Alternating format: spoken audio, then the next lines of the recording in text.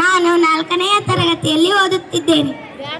ಎಲ್ಲರಿಗೂ ಮುಂಜಾನೆ ಶುಭೋದಯ. ನನ್ನ ಹೆಸರು ಅನುರಾಧ. ನಾನು 4ನೆಯ ತರಗತಿಯಲ್ಲಿ ಓದುತ್ತಿದ್ದೇನೆ. ಇಂದು ನಾವು ಕಿತ್ತೂರು ರಾಣಿ ಚೆನ್ನಮ್ಮ ಮತ್ತು ಸಕ್ಕರೆ ಪಾತ್ರವನ್ನು ಮಾಡುತ್ತಿದ್ದೇವೆ.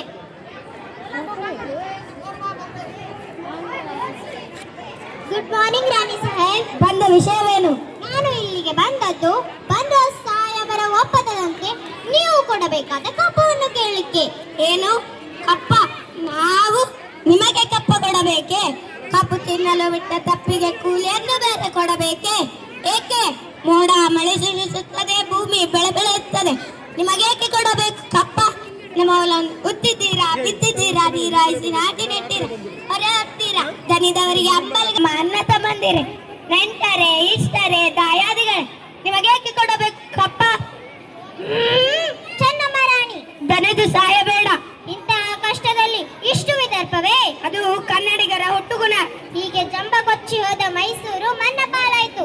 ಅದು ನಿಮ್ಮ ವೀರ ಪೌರುಷದಿಂದಲ್ಲ, ವಂಚನೆಯಿಂದ. ಮೈಸೂರನ್ನು ಹಾಳು ಮಾಡಲು ಮರಾಠರನ್ನು ಹಾಳು ಮಾಡಲು ಮತ್ತೊಬ್ಬರನ್ನು ಎತ್ತಿ ಕಟ್ಟುತ್ತಾ ಇಡೀ ಹಿಂದೂ ದೇಶವನ್ನು ನಯವಂಚನೆಯಿಂದ ನುಂಗಲು ನಿಂತಿರುವ ನರಿ ಜಾತಿಯವರಲ್ಲವೇ ನೀವು?